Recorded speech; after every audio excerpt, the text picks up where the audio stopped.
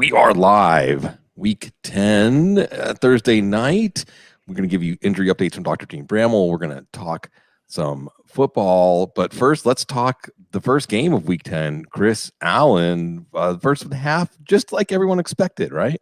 Oh, yeah. Lamar Jackson, already showing us why he's well on pace to be like the MVP of the league. We've seen nothing but play after play after play, highlighting his passing acumen. No, it hasn't been anything like that. God. I don't know. Honestly, I'm not 100% sure what the Ravens' game plan was coming into this because we knew, Byron Jones, Xavier Howard, the perimeter corners for Miami, the best part of their offense. And we've just continued to see obvious screen after obvious screen to the outside to Marquise Brown. We saw a couple of shots to Mark Andrews early on. The running game, I think Devonta Freeman, while they haven't been able to get a ton of rushing production, he's actually looked like fairly spry on a number of his runs, but just a stagnant offense for the Ravens. Miami has had a couple of explosive plays. We saw the 52-yarder to Isaiah Ford, which put them up in scoring position towards the back end of the half. And then now we see Tua coming in to take over for Jacoby Brissett after he goes down with knee, ankle. I don't know, Dr. Jene, we'll probably have to talk with you about that here shortly. But overall, this is just not gone the way that anybody expected, assuming you're rostering any of the Ravens. And for folks that were rostering any of the Dolphins, this is probably what you kind of expected. But either way, it's just been a wild night. Well, it's a continuation of weird week 9, right? We have these top flight offenses and quarterbacks being flustered. And the Dolphins defense looked like this last year. They just haven't looked like this year. And Jacoby Brissett, he landed a few punches. Certainly that long one, extending the play, a busted coverage to Isaiah Ford, accounting for the last 3 points. But let's talk real quick, Gene, before we get into our rounds, about Jacoby Brissett. And also, what I really want you to address is this idea that Tua Tagovailoa, not healthy enough to start, but healthy enough to be the backup and now to be in the game. Yeah, I'm not sure what to say about Tua. Fractured finger affecting grip strength, and you'd like to see players, at least other players would like to see players, be able to recover well enough to play through mild injuries. But that's a hard injury for a quarterback to play through. So if he's in the game for Brissett here, we'll find out pretty quickly whether he's got enough grip strength or to be able to play at all. Brissett's injury is one of those that could be high ankle sprain, could be a knee sprain, MCL, very similar to what we saw with Alvin Kamara. I'm sure we'll be talking about him soon. So we'll sort of see how whether or not Brissett is able to go. If it's the ankle, it's possible he could return maybe a little bit harder. If it's the knee, that's something that probably isn't going to stiffen up on him right away. And Brissett isn't necessarily a mobile quarterback in the way that he was early on in his career anyway. So as I'm watching the game here, it looks like he's trying to prepare by running some sprints on the sideline, seeing if he feels like that knee is stable enough to go. So it's got a little bit of chance here to get back. Ravens are looking at a 3rd and 15, and if they've got a punt, it could be Brissett coming back.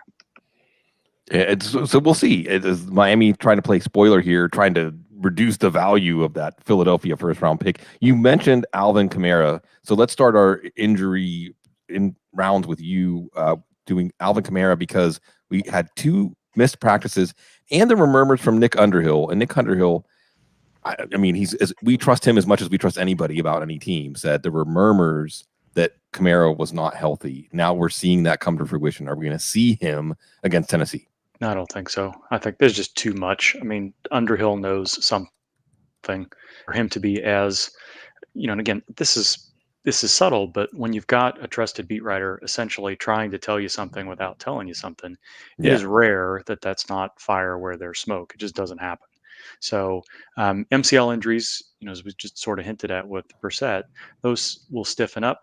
Even low-grade injuries can affect the stability of the knee. And if it's too stiff or it feels like it's too loose, especially a running back like Brissett, you just don't expect them to be able to go. And it may not necessarily be a multiple-week injury, but it could be enough where you just don't want to put him on the field and risk aggravation, or if he's not right, having a different sort of problem. So Kamara is the type of player who doesn't have to practice to play. It wouldn't be shocking to see him play this week, but there's very very likely going to have to be a ton of improvement in the next 24 to 48 hours. And if you've not improved in 5 days, day 6 into day 7 is not necessarily going to be the time where you'd expect that to happen. And it's not an injury where you could brace and expect him to be fully healthy. So I would consider him very doubtful to play at this point.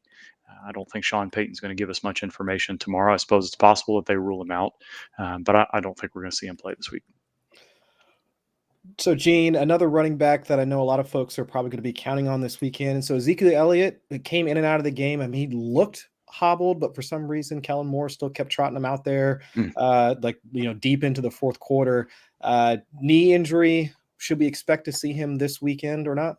Yeah, I think he's going to play. He talked on Wednesday like he felt better than he expected to coming into this week and has been dealing with whatever it is. This has been called a contusion, or at least the aggravation, whatever happened last week, has been called a bruise contusion. If there's a little bit more going on than that, it wouldn't be too surprising with some of these running backs that get beat up over time. But usually Elliott, when he says he's going to play, is going to play. I thought it was interesting to see him in the fourth quarter of that blowout situation against Denver.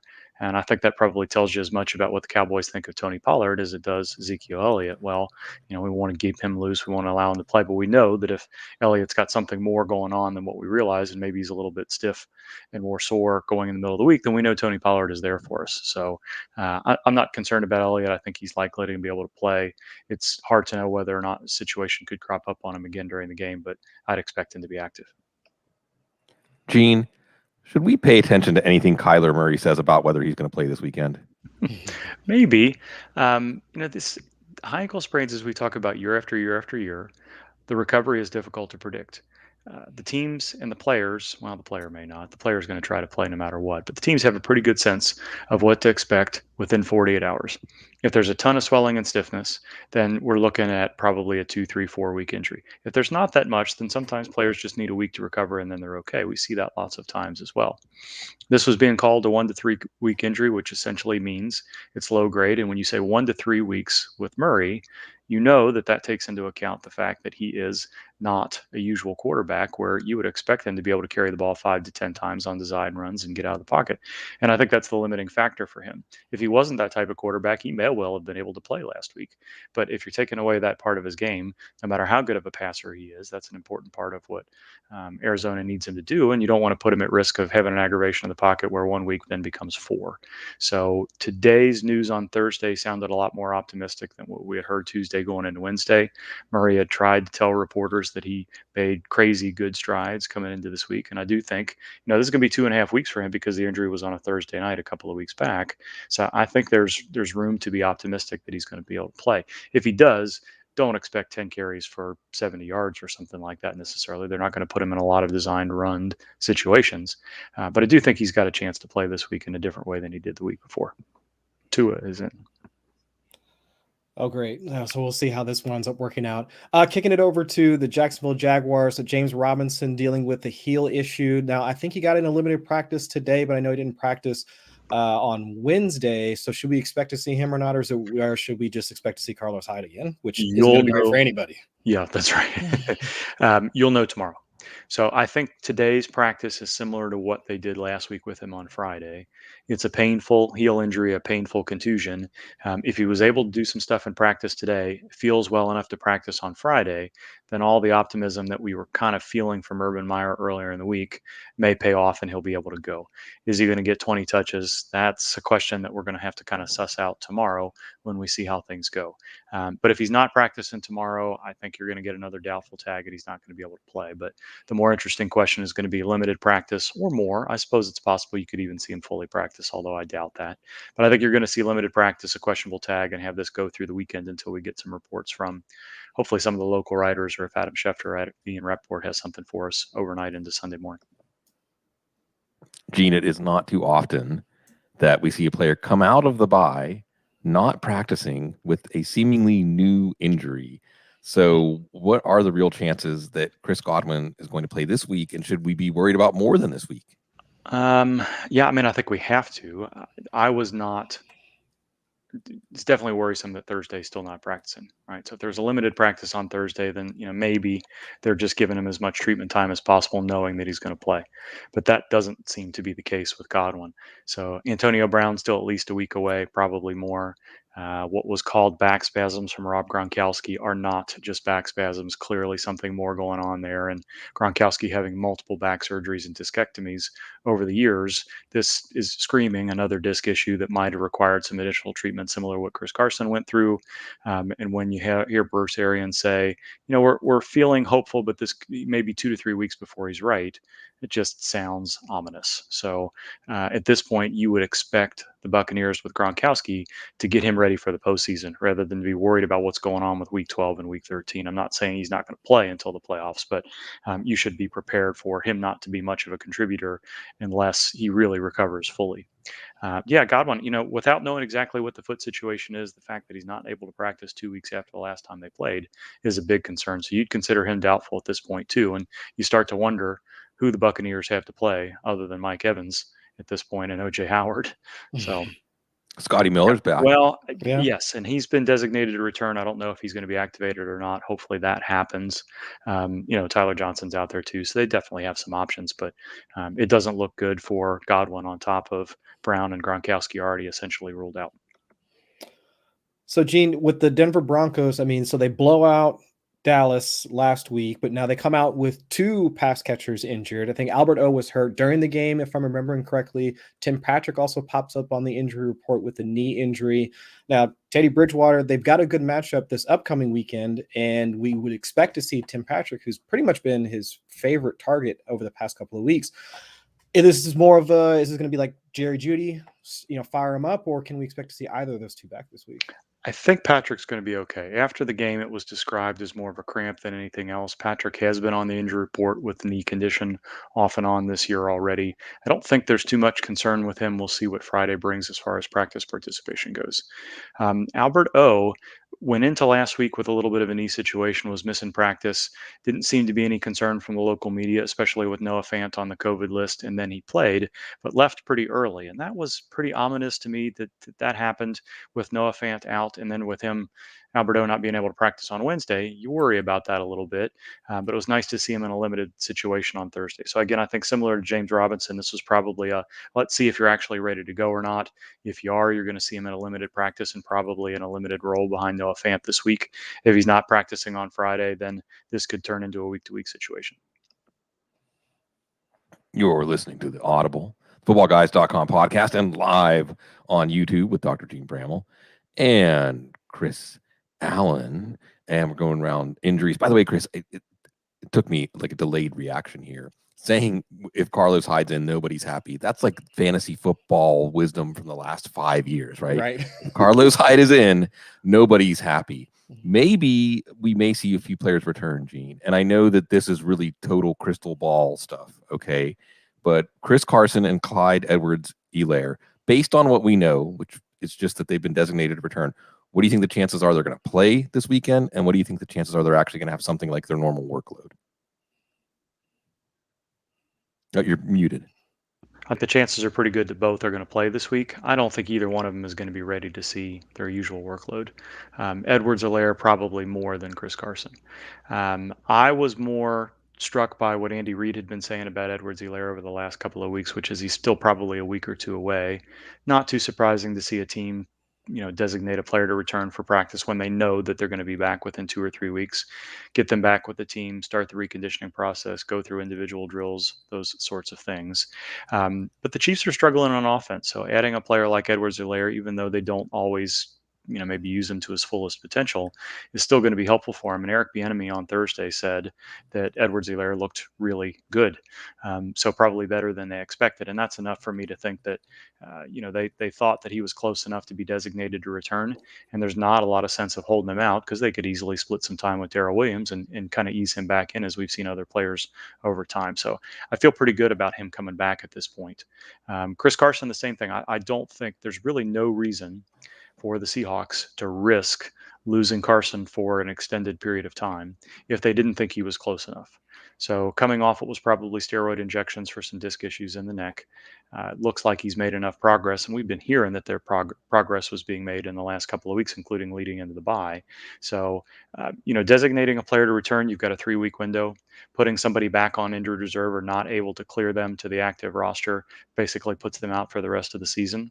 So that tells you that they fully expect him to be back within a week or two. Otherwise, they wouldn't have designated a return, and they'd do as much as they could with him on the side field without him actually being designated. So it sounds like that is progressing pretty well. He probably still has to convince the team that he's in condition enough to play this week. So I'm not convinced that Carson's going to be on the active roster, but there's enough going on in Seattle where you could see that as a possibility. But there's enough healthy running backs out there. Alex Collins is still on injury report with a groin situation coming out of the bye week, but they've got enough players there where they don't have to activate Carson this week unless they feel like he's pretty good to go. So both of those guys, if they're active, I probably would project him in that 10 to 12 touch range and not too much more than that. But I think we're probably, both questionable at worst for those guys this week. So, Gene, either two of the starting running backs for the Patriots, whether we're talking about Damian Harris or Ramondre Stevenson, both got knocked out almost literally on Sunday. I know they're progressing through the concussion protocol. Do you think we'll see either of them on Sunday? No, neither practiced on Thursday, so I don't see enough turnaround time for them to be cleared for a little bit of football-related activity and then get sent to the independent neurologist as well. I can't remember. You guys are going to have to. I'm going to cheat and look here real quick. New England at home this weekend, or are they traveling? At home. Yeah, I thought they were. Well, that helps. They can still get to an independent neurologist on Saturday morning if things look better on Friday, but that's generally not the way the Patriots do things. If players aren't practicing by Thursday, you can generally count on them being doubtful at best and probably not able to go.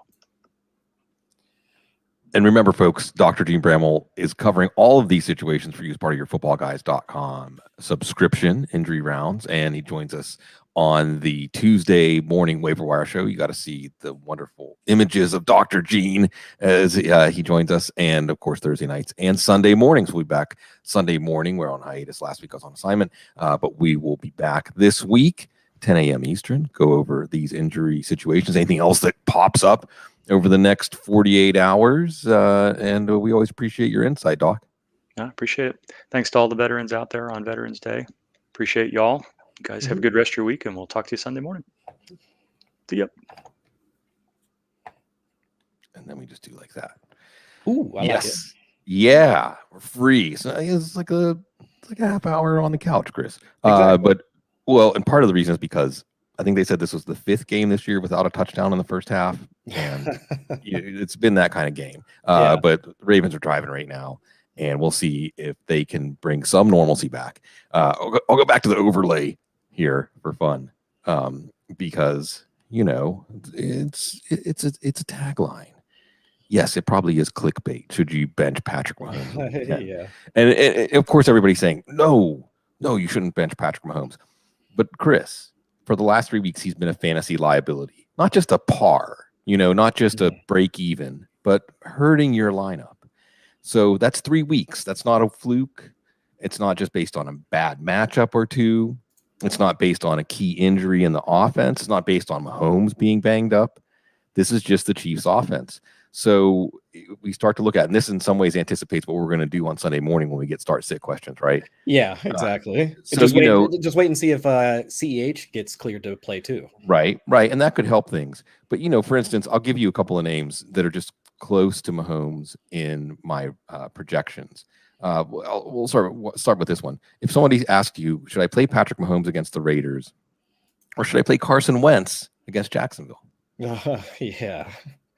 And see, that's where my thought would be, oh yeah, you should play Mahomes. And then almost right as the sentence comes out, it's like, well, wait a minute now. Carson Wentz, multiple TDs in 6 straight games, if I'm remembering correctly? Since he's been healthy, basically. Right. Offensive line also gelling, even though they're typically a run-first style offense, with Jonathan Taylor essentially being like the RB1 of the league. I don't think that's too much of a stretch to say at this point in the season. So I wouldn't be mad. I mean, that's a completely defensible decision to make, like for fantasy managers at this point. So while it might sound like blasphemy, but like you were just laying it out, we have to take into account like where the Chiefs offense is at right now and how they've been performing overall. I mean, other than having unless you're rostering, let's say like Tyreek Hill, who's been completely peppered with targets, or even like Travis Kelce, who finally found the paint this past week. And he's a tight end. So, right, if he has a pulse and catches 4 passes in a game, you're happy. Right, because you could have been just as happy like rostering Dan Arnold as Travis Kelce over the past like few weeks. So it's just I think it's a completely defensible decision to make at this point, given the way that the Chiefs offense has been operating, given the matchup for Carson Wentz. I wouldn't fault anybody for making that decision at all. I wouldn't either. And Bob Harris, so I have to get back on the couch. It's been too long. The venerable Bob Harris says divorce the name from the numbers, right? Yeah. So if we were doing a different kind of fantasy football, let's say we couldn't actually watch the games and all we got was the telemetry back from planet Earth through the stats, and you didn't know the players' reputations or otherwise expectations. If you were just looking at Patrick Mahomes' game logs, and even if you could erase the uniform and the identity of the player and just watch the plays, right? Don't be thinking about that it's Patrick Mahomes and the Chiefs. Just watch it like in no uniform. So you had no idea who it was, but you could just watch the plays. You say, well, I'm not playing that quarterback, not until he starts to play better, not until his offense plays better. It isn't even like the Green Bay Packers defense is that difficult to crack. And it looks difficult. Dwayne McFarland was on the couch this week, Chris, and he was saying it looks difficult. They're one of those offenses where things aren't coming easy for them. Maybe Clyde Edwards-Helaire could help. And maybe it's the Raiders. So this one just falls back into the old AFC West shootout kind of game. But we'll see. This is definitely something where at this point, you're almost expecting the trend to reverse, which in my opinion, not that I don't ever do this in fantasy football, but that's almost always a no-no in fantasy football. Setting your lineup as if a trend is going to reverse this week. And it is a trend. It is a bona fide trend.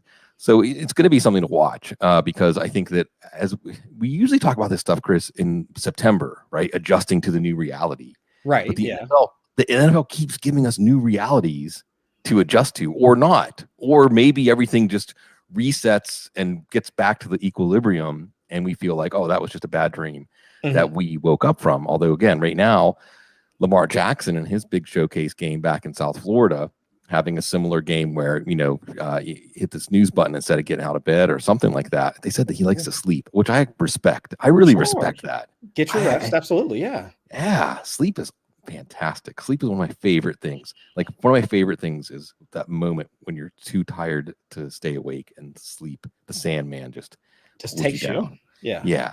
It's wonderful. Similar note on the Bills. And the difference here maybe is Josh Allen is prone to variance, and also they get the Jets this week. So do you think that this week we will really look back at the Jags game as a bad dream for the Bills, or are we seeing maybe start of a trend here? The hope is that yes, like they're able to get back on track. Although we should have said the same thing, or we would have said the same thing about last week as well when they were playing against the Jaguars. And I think after this past week, seeing Mahomes have yet another down game, seeing Josh Allen kind of flail about, and the same things that they have traditionally been doing, both offenses, because Josh Allen, even piloting the Bills offense to being one of the more pass-heavy teams in the league, also in the same sense, seeing Patrick Mahomes also do the same thing with the Chiefs offense. I remember Matt Waldman making the case for teams like good teams, right, that we've seen like Super Bowl winning teams that they've typically won with balance. Like while we've seen great passers like Tom Brady continually getting to the Super Bowl, so on and so forth, but teams like good teams have typically been able to do both. They've been able to have solid running games on top of having the passers and also the quarterbacks and the wide receivers in order to get them there to the Super Bowl in the first place. I mean, that's why we were hoping to see guys like Aaron Rodgers get to the Super Bowl last year, because we knew they had a good quarterback, good wide receiver group, along with the rushing game with Aaron Jones and A.J. Dillon coming along as well in order to get them there. But it just seemed kind of coincidental that after hearing Matt say that, we see not just the Chiefs, but also the Bills. I mean, two of the pass heaviest teams in the league have these just bizarro type of games. But now with Patrick Mahomes, as you're saying, that's been more of a 3-week trend. Whereas now with the Bills, they've kind of, taken their time in order to wake up in some of these games. Because when was it? I mean, it took almost 2 weeks ago, it took Josh Allen until the fourth quarter in order to wake up and wind up with a rushing touchdown in order to save his day. It wound up not being the case for last week. So I don't know if this is a 3-week trend for them. I don't know if they also need to do a little, navel gazing in order to figure out, do they need to shift their offense to something that's a little less, I don't know, predictive is not the correct term, but it's I guess it's a term that's, I guess, reasonable to describe to describe both of those offenses, because if their entire identity is wrapped up in the right arm of both of their quarterbacks, it becomes easier for defenses to figure out, okay, well, this is what they're going to do right now. They're going to wind up dropping the quarterback back, and then see, any of their pass catchers run whichever routes that they typically do, and then we can just play cover 2, and then we can limit some of the big plays. And that's what teams have done. It's not rocket science or anything like that. But if that's the team's identity, then of course, like, teams will start to figure out how they can shut that down. And so now, if you're relying on running backs like Devin Singletary, guys, Clyde Edwards-Helaire, like, while good running backs, I would say, they're fine, but they're not special talents. They're not ones that can wind up that can create on their own. And that's what winds up limiting them overall, so that when you do run, when teams do run into the ruts like they have, it's harder for them to figure these things out. It's harder for them to get back on track. Yeah. So while I do think that, especially given the matchup for Buffalo, that they can wind up figuring it out this week. I mean, yeah, they're playing against the Jets. I mean, that should be fine.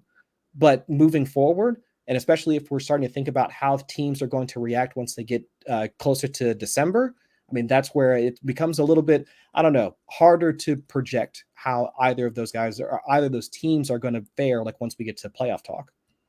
Yeah, there's a thing where it's almost like teams have a muscle memory in terms of their comfort zone of the style of football they play.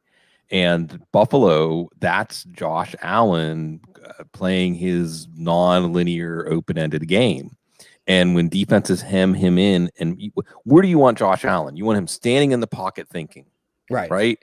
You don't want him moving. You don't want him changing the terms of engagement. You don't want him using his legs. You don't want him using his ability to make all these crazy off-platform throws and these things that no quarterback in their right mind would try, and he does, and it works. And it's working. And in some ways, Chris, we fast forwarded to the 2020 playoffs when he wasn't very good. Even in the win over the Colts, he wasn't really that good. And the win over the Ravens was only because of one play that went their way, basically, on defense, that they beat the Ravens. The defense did a really good job against Lamar Jackson. That's a whole other conversation, right? Lamar Jackson, another quarterback that might be able to do all this barnstorming in the regular season and take it to a new level this year, except for tonight. Maybe, hopefully, fourth quarter is his time. But so it's interesting to see Jacksonville speed up that process and maybe give other teams a process to copy, because you want to make Josh Allen be disciplined. You want to make him slow down his process, and you want to be able to engage him in ways that are just good old X's and O's ways, and not trying to contain a quarterback like him. You mentioned Aaron Rodgers and wide receivers and things like that. He maybe thought his receivers were going to get better this week, but it did not happen. Odell Beckham, Los Angeles Ram. You can go any angle you want. This can be fantasy, it can be football, it can be just your feelings about Odell. This was a pretty big story. I remember earlier today. Let's go walk down memory lane, Chris, all the way to earlier today when that story broke, because it was like, I think it was Jordan Rodriguez who said that she asked Sean McVay about Odell Beckham, and he got this big grin on his face, and she noticed that. And the next thing you know, she's saying, "Well, I'm hearing that they're in on Odell." And the next thing you know, it was a little bit of a false start, because it was Adam Schefter saying Odell is expected to sign with the Rams, and then there were some reports, well, he's still between the Packers and the Rams, which is like getting a little bit extra money out of the Rams at the last second. I don't know, maybe. And then he indeed is a Los Angeles Ram. So let's unpack this, because at the very least, it's fun. It's a fun twist. I think the NFL with a happier Odell Beckham on the Rams is better than NFL with a miserable Odell Beckham in Cleveland. Yeah, and I think that's the way to approach it. Now, regardless of what you think about Odell, actually, you know what? I think you really do have to take into account how you feel about Odell, the player, at this point, because there's really no other way to approach it. Like, either you like Odell, do you think he might still have at least some juice left in the tank, Or do you think he's completely washed up and the Rams are essentially just trying to add more star-studded power to what we think is going to be their Super Bowl winning campaign for this season? And I think it's fun. I really do. Yeah. I wasn't a huge fan of any of the rhetoric that we were hearing coming out of Cleveland, because you could just see, and I think you've noted it just a number of times, where whether it's an analytical thing, whether it's there's an actual, I guess, more or less emotion that gets put, like amount of pressure that gets put on the field once Odell is there, because they don't know what's going to happen if he doesn't get targeted, if he doesn't perform well, like whatever the case may be. It was clear that was just not a good fit for the team. And shifting him over to the Rams, I think that is an environment, I think, that suits him. Like, just take out the winning culture and all that other stuff, but also let's look at, the quarterback that he's going to be attached to. You would think that Matthew Stafford, that they fit together. Get your MVP bets in on Stafford now, right? Exactly. Just the way that they carry themselves. The type of passer that Stafford is, much more in tune, or at least he aligns more so with Odell than Baker ever would. Right. And now you also factor in the fact that he gets to play with Sean McVay. This is now an offense that passes at a much higher rate than Cleveland. There's just the ethos of either of those offenses now. It fits. That is just that's a better fit. And I don't care about volume. And I honestly don't think that I might be now reaching a bit, but I don't think it was about volume for Odell. It was more about the quality of targets. Yeah. It was about the quality of the offense and the quality of the team and where they were going as a team. And with this identity that the Rams now find themselves with, reinventing themselves and being this pass-first offense, you now have a quarterback that is essentially, well in, or if not at the top of the MVP conversation for the league, an offense that, other than whatever we just saw on Sunday night with them against Tennessee, has at least a very good shot at being in the playoffs. All of this fits with Odell. Like, even if he winds up being the third option on that team behind Robert Woods, behind Cooper Kupp, and he essentially takes over the role that Van Jefferson had kind of secured for himself, and partially the reason why Deshaun Jackson left. I honestly think that's going to be fine for him. It's more again, like, what is his role in that offense? And is that offense still going to perform well, even if all of the burden is not placed on his shoulders? I think all of those things combined is what caused a lot of the rifts that he had in Cleveland. And so now, not having that on him, being able to play with a good quarterback that we know can succeed with and without him, and there's really not a question of, is it Odell that's taking the offense down, or any of those other stories? Like, he's a non-story. And honestly, I think that's part of the reason why, like, all of these things started to happen. So no, I'm happy for Odell. Honestly, I hope they wind up, winning this Super Bowl, if not for him, but for Stafford. For just the rest of the crew that's now, we actually are now seeing them shine. And I think it's a fun story, I think, to kind of watch, and hate it or love it, I think that Odell, like, he brings enough to that team that I hope they wind up getting over the top. Yeah, and this Super Bowl's in the Ram Stadium this year. So yeah, we just saw the Tampa Bay Bucks do it last year. And that'd be such a good story. Oh man. Especially if it was Rams Chargers, although the Chargers aren't holding up their part of the bargain there. Yeah. Not right now, although the AFC is still wide open.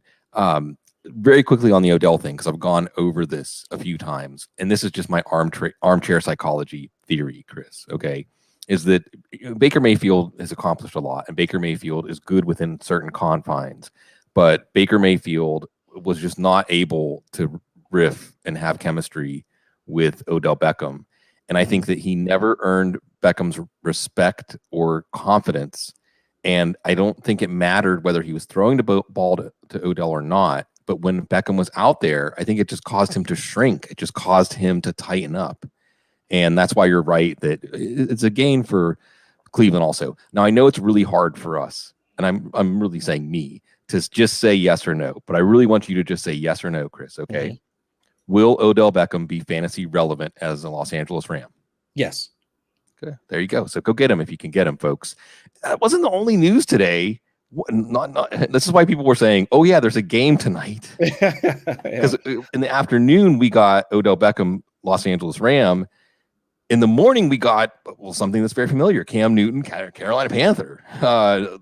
Let's unpack this one. Two of the more polarizing personalities making big news today in the NFL. Yeah, and honestly, like the moment it happened and how quickly it happened too, because I honestly, like while I wasn't following it like in real time or up to the minute, it almost seemed like I saw the tweets from the local beat writers saying that Cam was meeting with, with Tepper and all the rest of them, and then almost immediately it was Cam Newton's been signed.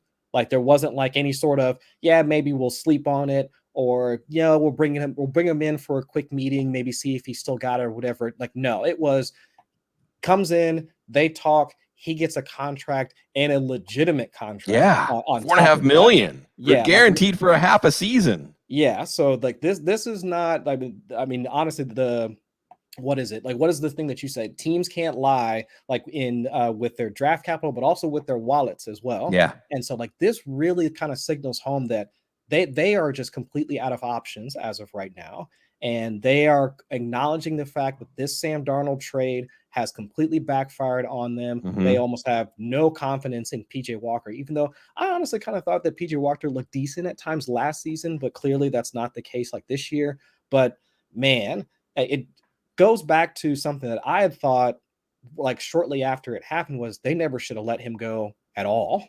Yeah. Like that this should have never been a part of unless they were going to draft somebody, unless that was their plan, then this should have never been, this should have never happened, right? Like they could have kept him. They could have continued to have him there in the building to mentor whomever was going to be coming in behind him, even if it was somebody that was going to be stylistically different. And I think that was what a lot of folks kind of hung their hat on at the end of the day was that, well, they're going to wind up bringing in somebody that's going to be more of a traditional pocket passer. They're not going to run the same type of offense. So really, what value would Cam Newton provide as a mentor? I don't know, a quarterback that's been in the league for however many years that wound up making to the Super Bowl and played against some of the best in the league. I have no idea like what type of mentoring like he'd be able to provide, but that's neither here nor there. Now, at least the Panthers have acknowledged the fact that they've made a mistake, clearly, like by how much they've paid him, how quickly they wound up bringing him in. And so now this brings back up, I mean, the values of all the guys that we were essentially out on. I mean, nobody wanted to play. I mean, Robbie Anderson, bye. Like there was just no way like anybody was going to continue to even keep Robbie Anderson on their rosters. He now becomes at least somewhat interesting. Again, we'll see like what happens. Monitor. Yeah, worth monitoring. CMC, his value. I mean, 19 touches this past week looked okay coming back, but now his value skyrockets as well. DJ Moore comes back into the he has a pulse. So it's just like all of these things. It's like now this offense becomes exciting. And so while I have a ton of questions about Matt Rule as a coach, Dave Tepper as an owner, I have questions about that entire front office. But at least for these next, I don't know, 6, 7, 8 weeks, however long that how long we've got until the Panthers are essentially out of playoff contention and we don't really like, and they're starting to care less about this season and looking ahead towards 2022. I'm just excited to see him back in this offense and what he can possibly do for that team and hopefully show them the fact that they made the mistake, like make them believe that they made a mistake instead of just making them think that this is just a reactionary thing to bring them back in and replace the guys that have not performed well. Yeah, you're right that there's a sense of, hey, let's just patch everything up. And there's a lot of great songs, right? I think, who is it? Champagne, maybe we should try again. Try. I'm probably getting the lyrics wrong, but I'm a big fan of the backseat music when I was a kid. Hearing that stuff, the mellow 70s and early 80s. And Cam Newton can mellow this organization because obviously the answer here, Chris, is that they're 3-5, but they think they're still a playoff contender. And this year, you just have a good second half. They have the defense. Stephon Gilmore has added another dimension. They lose Horn, their first round pick, but now they have Stephon Gilmore, who looks like Stephon Gilmore out there. So that's one of those things. It was interesting seeing him get an interception against his old team, even though it didn't really amount to much last week. But Carolina thinks they're still contenders. And certainly, your DJ Moore stock may be coming back to life. Robbie Anderson, no, not with Sam Darnold, maybe with Cam Newton, but also you just think there's going to be a new feeling in this locker room. And I think that what we saw last week was just a discouraged team, Chris. You can tell when a team thinks we can't win with this quarterback. Even if they publicly support the quarterback, even if they never say anything, you could tell that that's how the Panthers felt about Sam Darnold at this point. And David Tepper, we've seen this, right? He wants to be decisive and take action. There was a report, at least today, I don't know if it's true, I can't verify it, that Carolina was ready to trade for Deshaun Watson without any resolution to his legal situation. It was Miami, actually. The report was that Miami was willing to give up 3 firsts and 2 seconds, but they wanted Watson to settle all of his cases first as a condition on the deal. And he was actually willing to do that. And then Nick Caserio stepped in and said, whoa, wait, let's see what we can actually get. And then that caused things to get delayed. I don't know if there's anything to it or not. I don't even know what to assume is true or not true about this Deshaun Watson situation. But I know that Carolina and David Tepper, there's certainly a perception out there that he's willing to do something aggressive. They're going to give up their number 8 overall pick to get Matthew Stafford, right? So they're willing to do something aggressive, even in the short term at quarterback. Impatience, is it good to have an impatient owner? I don't know. But at the very least, again, it's a more exciting NFL to watch Cam Newton than Sam Darnold, or sorry, PJ Walker. Maybe he'll get a chance eventually. And so a very newsworthy day as the Dolphins are driving right now as we speak. So, folks, we appreciate getting to spend part of your Thursday night with you during the game. I would love everyone in the chat room. I'd love seeing everybody show up and all the wonderful interactions. We love getting to spend time with you and enjoy as we get into the second half of the season. Now we're on the back 9, 18 weeks, Chris. We can borrow golf metaphors now. Yeah. We're on the back 9. Hope you stopped and got a hot dog or a beer or something to get you through that back 9 because it is going to be quite the journey if the front 9 is any indication. And I feel like a lucky person, right?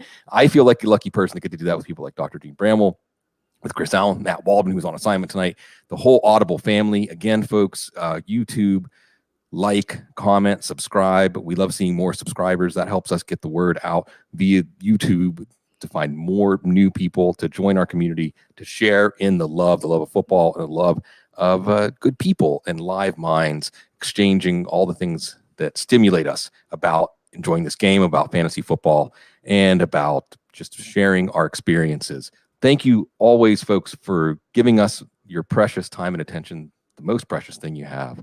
We like sharing that with you because you're so classy.